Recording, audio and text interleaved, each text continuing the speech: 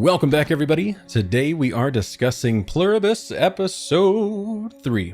But here's the thing. Tim Cook messaged me personally and said, hey man, been loving the vids, but you are behind.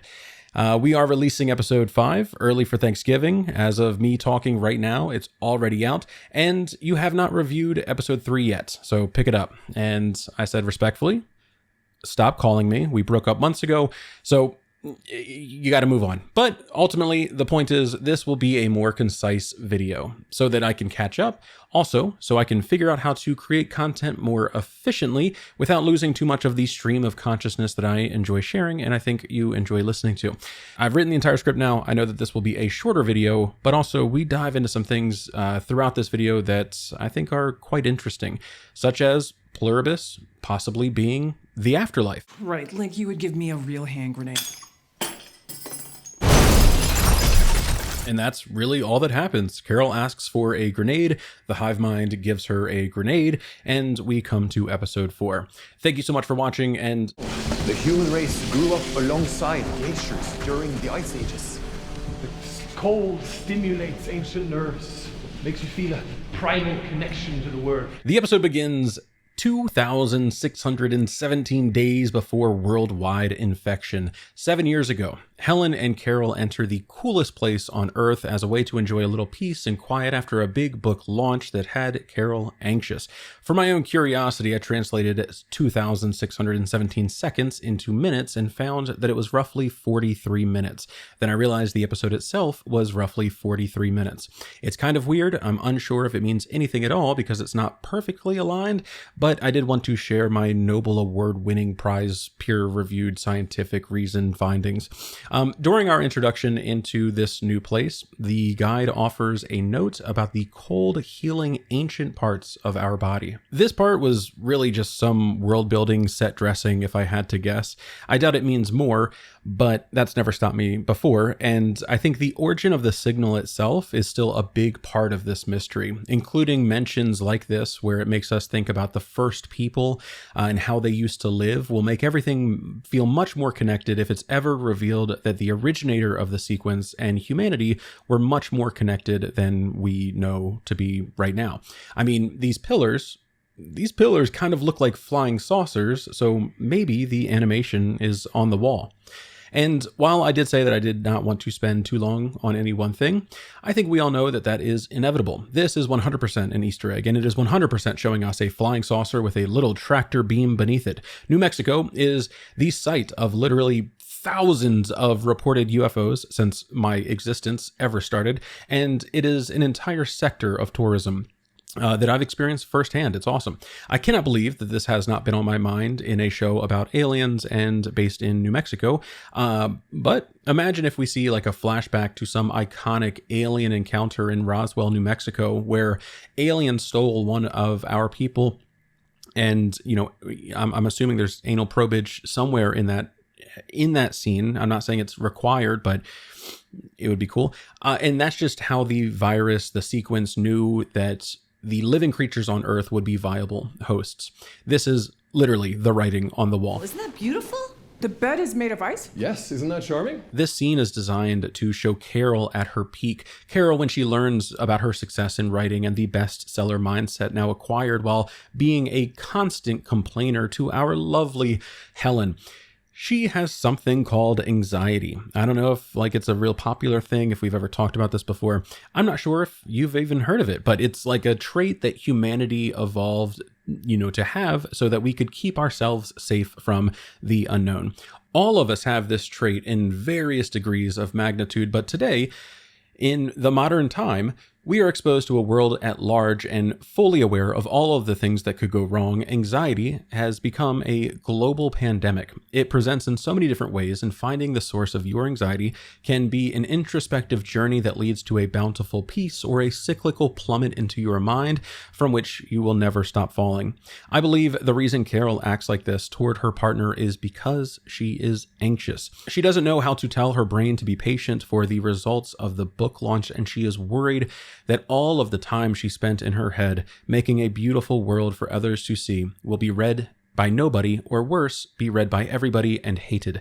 And It's the only thing on her mind, while she should be live, laugh, loving in this mystical moment. I could have saved that 100 grand and frozen my eggs right here, yolks and all. Carol's eggs being frozen means that the hive mind already has access to this.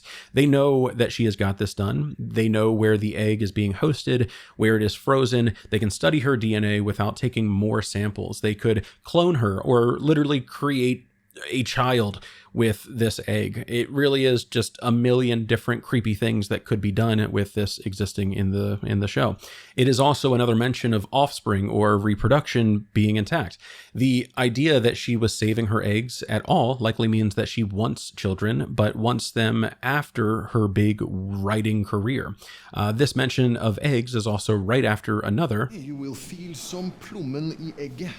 Like a yolk in an egg. And last episode, Carol was offered eggs and bacon after she made the dinner party a little bit awkward. We can make you some great bacon and eggs. It's a lot of mentions of eggs, and while egg prices are going up and it is culturally relevant, I don't think it's that. I just want to highlight how it feels like they're building a discussion around offspring or lineage in a grander way. They also bring up one of humanity's attempts to defeat death, and that is cryo-freezing. We just flew 16 hours to get frozen like Walt Disney. In episode 2, I talked a little bit about Zosha's comment here. She's gone, but all of her thoughts, her memories, they're right here. And how it could relate to an ability to bring people back to life or prevent death entirely. If the hive mind keeps the individual mentally intact or, preserves some form of them, and it's not just a big congregation of the data, it's not just people being reduced to a stream of data and then being fed into a database. If it looks more like a giant mental round table inside of the hive mind, I think that those things are different. If it is the round table idea and Helen is still inside of them to such a degree that they can tell Carol exactly what their love meant, should we tell you how much she loved you? they have already defeated death in some observable way. But like I said last episode, there is a difference between knowing everything required to be human and having a heart. And as a little last note about this capture of the human experience, since it works so well with this flashback to start the episode, it could actually be showing us what it is like to exist inside of the hive mind already. What if what we're seeing are Helen's memories and her thoughts, and it is just this perfect recreation of reality? The implications of that are kind of wild and very, very similar to stuff that we've talked about with Westworld, a little bit with Severance, Devs, and I feel like we could be going back to that as well. You talked about? What'd she say? It's on the list. Congratulations. This is when we learn the reason that Carol has been so anxious. She is a top 20 bestseller bookseller, and somehow that is still not enough for her to enjoy the moment. She needs medication or meditation or a reality check. She is fortunate and unaware that she can just relax. You're impossible. You're the most impossible best-selling author I know. Come over here. Helen shows off the Aurora Borealis, a wonder that I look forward to seeing myself one day. If anybody watching this video lives in Alaska and does not mind me crashing on their couch, message me. I might snore when I sleep, and I sleep butt-ass naked, and I sleepwalk, and chronic masturbator, but otherwise I'm a perfect guest. I just want to see like this, I just want to see these pretty lights. Kind of looks like a screensaver. Oh my God, stop. Sit. Helen then drops this mysterious ass comment, and I have such a strong desire to talk about it in length. You can almost hear it, can't you? Oh, it's turning purple. The Aurora Borealis is a great example of Earth receiving electromagnetic waves, and I have no doubt that the inclusion of this is to make it clear that the hive mind has been here and communicating, talking to us. The signal has been received for a very, very long time. Most of the time, the northern lights are silent. It is simply you in the snow looking at pretty things in the sky. But the strongest ones, in the top 5%, of the most impactful solar winds coming into the Earth, it will sound like distant hissing, crackling, or whistling. So when you see aurora, again, very low frequency receivers can turn the sound, turn those signals to sound. So this is the sound of aurora here on Earth.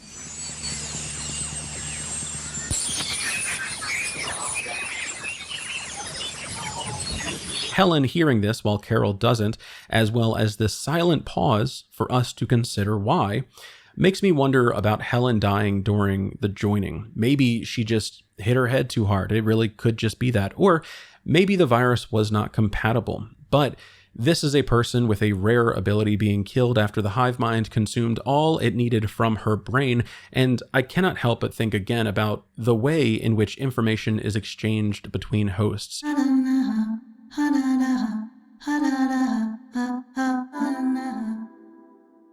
The intro rolls and we return to the present. Your captain speaking. Fingers crossed, hopefully we've seen the last of that rough air. They replace the TGI Fridays girl with two strong, manly men, and while they may be better suited for other jobs physically, keep in mind that this change is specifically to make Carol feel more comfortable. They have thousands of hours of flight time, they know the plane inside and out, and I don't know, maybe the hive mind knows that Carol feels more comfortable with men in authority. Keep in mind, the very first time that we hear anybody from the hive mind talking to Carol, it is a man. On the flight deck is Captain John McConnell, and also First Officer Tom Deegan. You doing this because she freaked me out? That's an affirmative, Carol. Please stop that. We see Carol pop some pills and then wait until the moment Zosha sits down to call for her service. I thought for sure she was fucking with her, but Carol wants to know everything about the others. What would you like to know? Anything. Everything. Well, let's see. This leads to us learning that the non-English speaking people not consumed by the collective also have non-science-y jobs. A candy vendor, a dancer, contortionist, a retired fisherman, a lineage of purebred pony punk breeders, and finally a religious singer. And then Carol asks directly about the science lacking from the group. Scientist or an expert of some kind. Oh yes, a cook. That is exactly what she needed. All of these things are elements of culture from around the world, and the only person with a somewhat normal job is the newly discovered guy from Paraguay that manages a self-storage facility. It's a little bit weird. Even Carol is a writer. And Carol asking directly means that we should be questioning this lack of science-y people as well. So far, he hasn't really communicated with us. I've seen theories online talking about how this man could be a double agent of sorts for the hive mind, but I'm not sold just yet. I also have not seen episode 4 nor 5 at the time of this recording. The idea of working at a storage facility in a show about losing the self feels quite calculated to me, but I'm not sure if there is double meaning just yet. He's been a bit reluctant to get in contact. We see Carol make a call, and after a few tries, he finally answers. Hola, senor. Me amo. He hangs up on her, likely thinking that she is part of the hive mind, and Carol isn't taking no for an answer. I'll translate the scene in English if the context clues were not enough. Hi, I'm Carol, champion of the remaining humans who are actually human. Nice to meet you.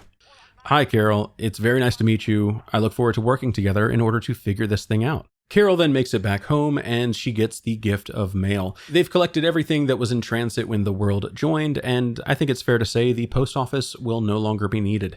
If you zoom into the paper right at the start, you can see that sweet seedless local grapes are 79 cents a pound.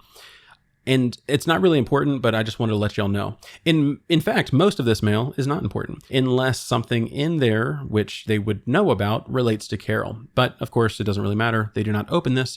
And Fiona.com is a website from a TV show called Better Call Saul, also created by Vince Gilligan. And I think this is just a little Easter egg while the main character remembers the life that she had with Helen before everything went to shit. Inside of the box is a back massager. Carol does not have a good reaction, and she calls customer service to complain. What exactly do you know about what's in this box in my mail? Helen ordered it for you. You'd been so stressed out on the tour. You tried one in the Atlanta airport, but you said it was too expensive. They address the fact that they have the collective experience of Helen inside of them, and that is how they know about the contents ordered.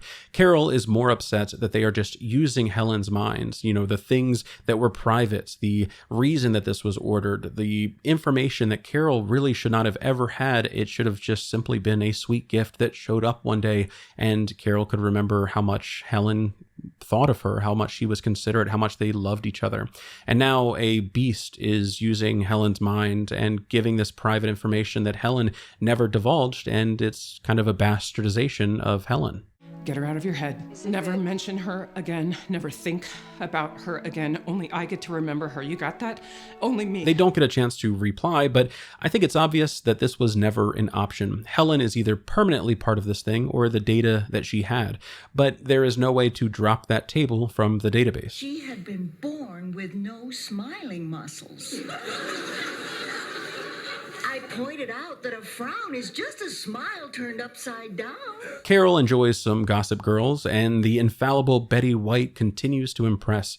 In a really interesting way, I think they are highlighting Betty White more than Carol's Xanax Relax. She was deeply loved in this world, and then her time was up. But now she is still entertainment for the living in a comparable way to the hive mind having access to Helen's thoughts and memories for Carol.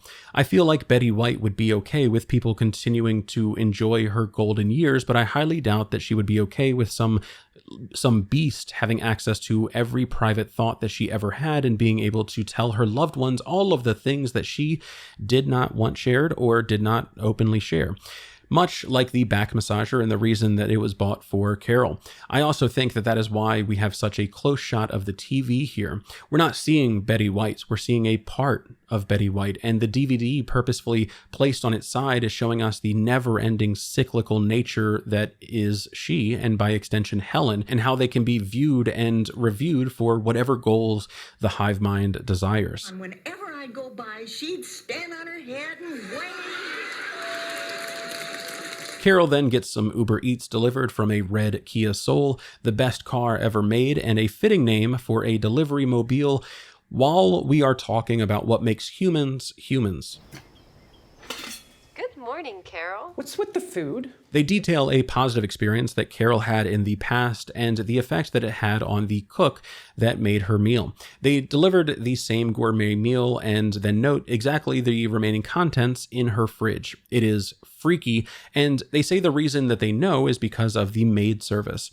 They have such a perfect record of information with dates, times, everything. The number of ants that were crawling on the counter when they first wiped it down.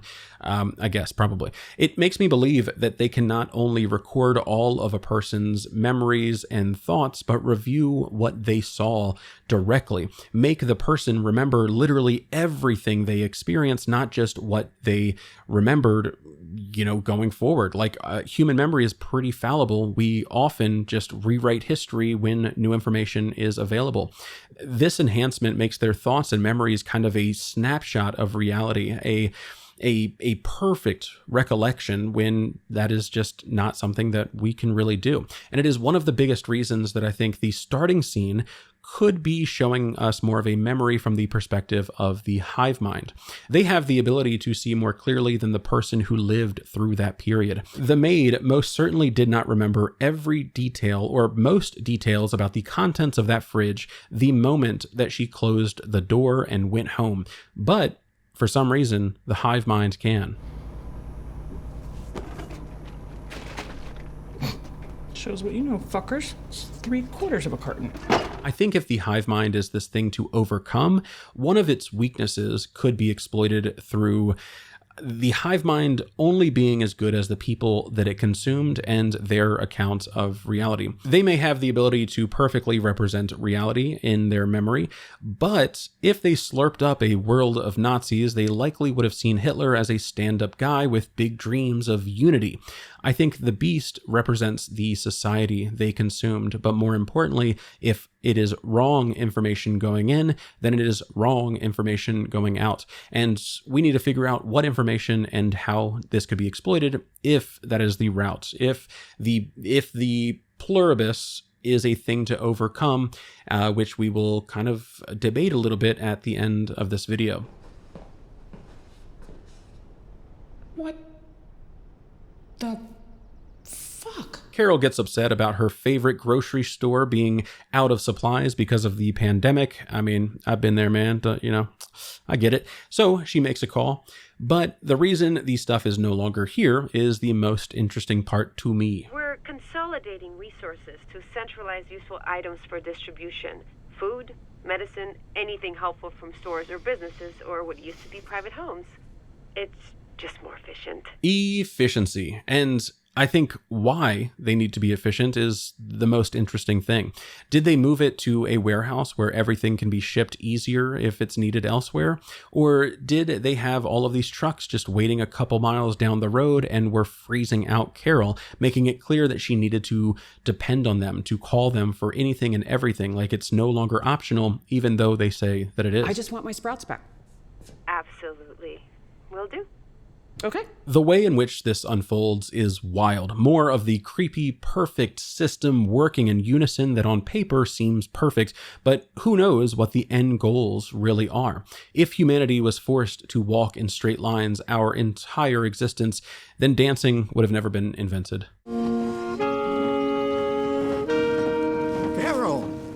May we sneak past you here? Carol stands to the side while they fill up the store, and then she enjoys what must have been the best shopping experience of her life. The next time we see her is eating dinner to Betty White and dealing with a purposeful power outage. Damn it.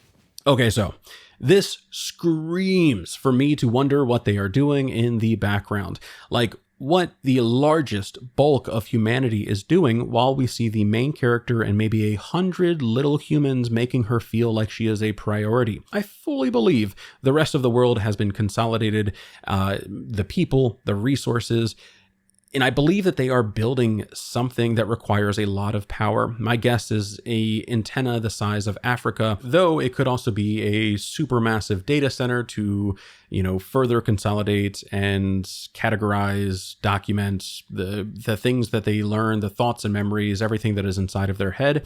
It could also be something to further science. It could be new technology. It could be truly anything if they put their mind to it. The power comes back on and her phone rings right away. Zosha explains that they are messing with the lights and the reason why. They don't need them. They aren't working at night. Just the ones that aren't necessary, which are, well, most of them. What, lights aren't necessary for you guys? You just see in the dark? Wrong question, Carol. You should have asked if they were making everybody just sit in lightless rooms until their next task, because they are. The way Zosha explains this feels like it is no big deal. It is simply energy conservation, but in reality, we are one step closer to a giant windowless warehouse room hosting the resting hosts until their mortal bodies can work again. It is quite literally a route to Westworld cold storage being described in a very pleasant tone. And we're not working at night, except for essential operations, water treatment, hospitals, things like that. Right, so it's more of your efficiency. Carol then describes how a hand grenade is the only thing that could make this day better. She pops a couple more bars, and then the collective knowledge of human history doesn't understand humor. Yeah. Hi. Sorry it took so long. A hand grenade.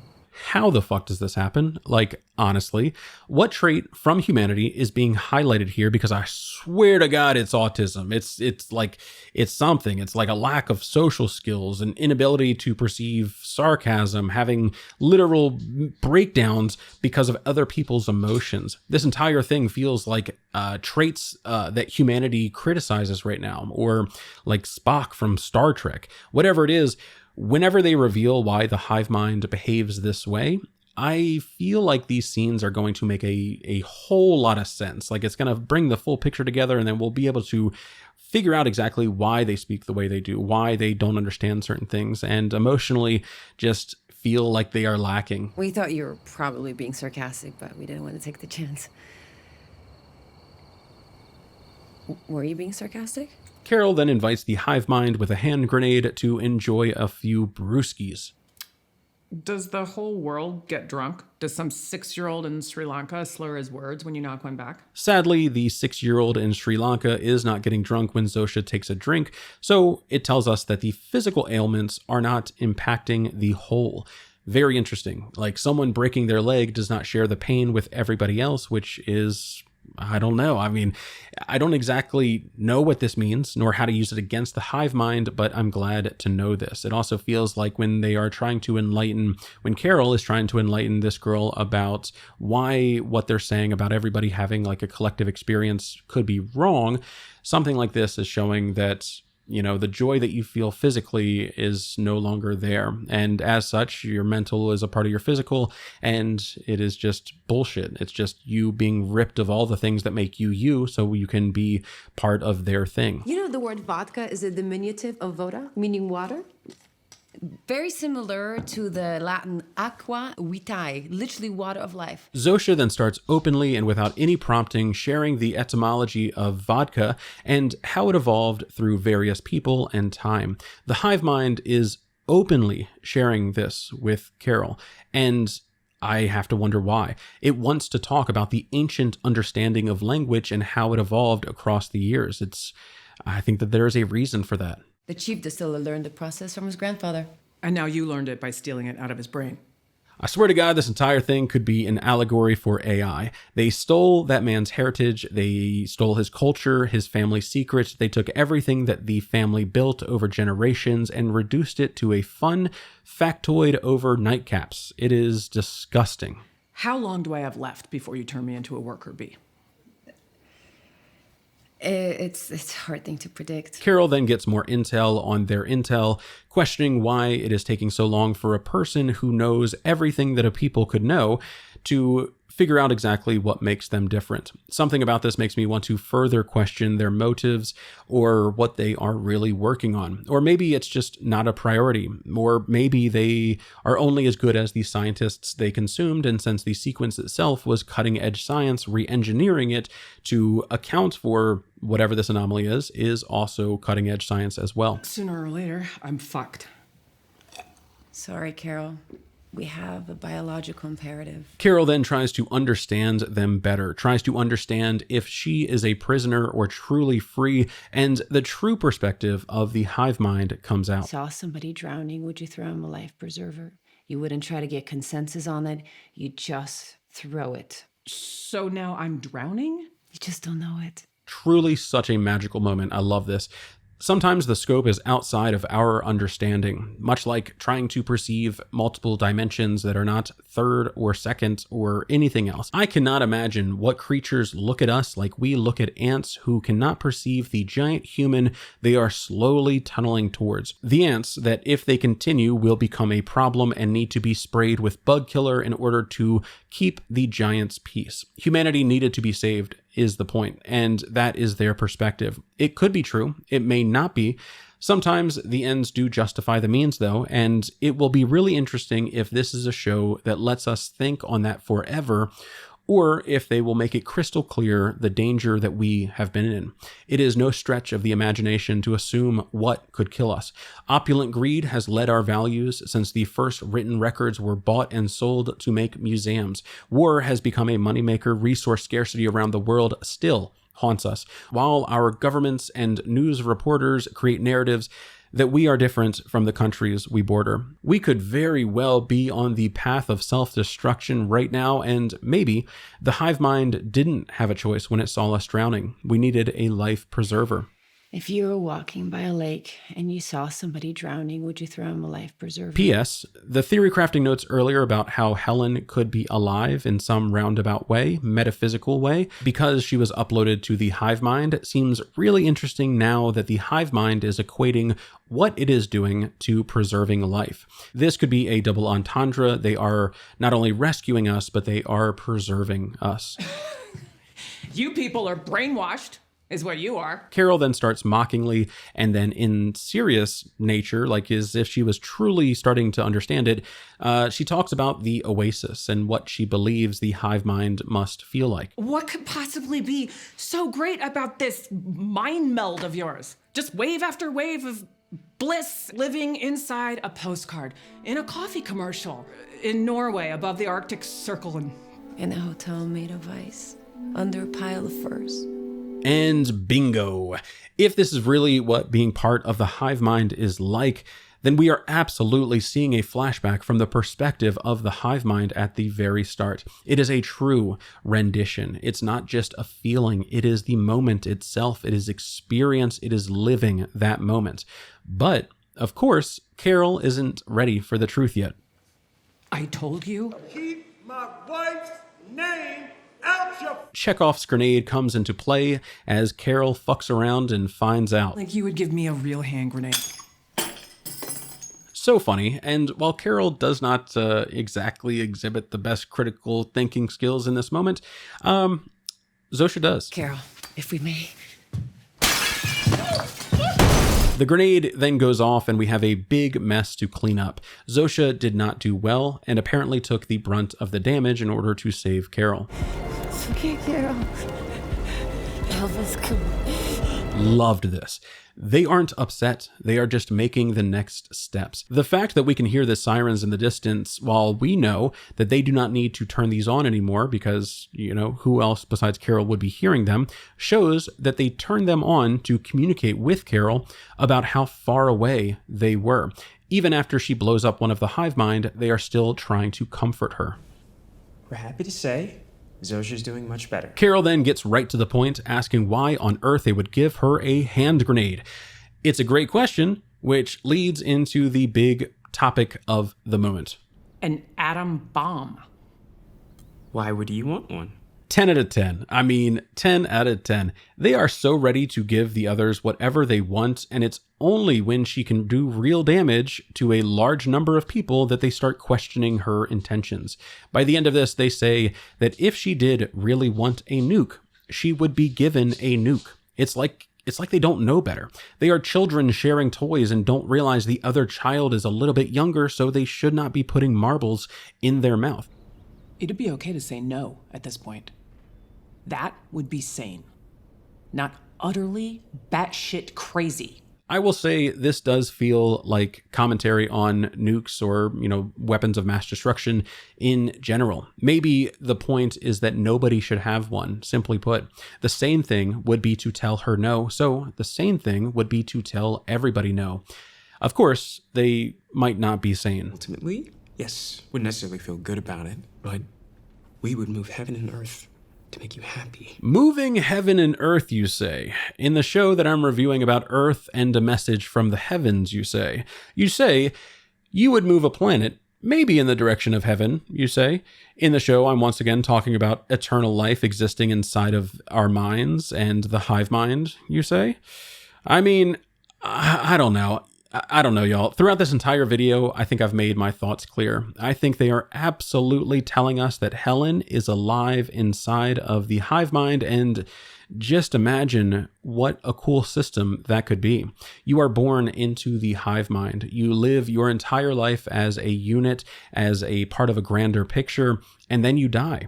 The next generation then takes over using their psychic brain glue waves to keep the previous generations alive in their minds, and the cycle repeats over and over, allowing for the existence of an afterlife similar to the ones that our ancient scriptures promised all of the various religions a very, very long time ago. Maybe Pluribus is heaven, or maybe this is what a promise from a devil looks like. Honestly, y'all, that theory has my entire attention right now, and I really hope that this is the story Vince Gilligan is building. It is beautiful, it is terrifying, and I cannot wait to see what happens next. If not, who cares? I mean, that's why this is so fun. We are talking about the big stuff through the comfortable lens of fiction, but with that, we come to the end of the episode. Please let me know what you think in the comments below, any additional commentary, questions, or theories that you may have going forward. If you found this video enjoyable, please join the Hive Mind by clicking subscribe and hitting the notification bell to stay up. You can also support me financially with those dollar bills, y'all, at patreon.com and this hyperlink here. Much love, everybody. Happy Thanksgiving, and I cannot wait to talk to you all again soon.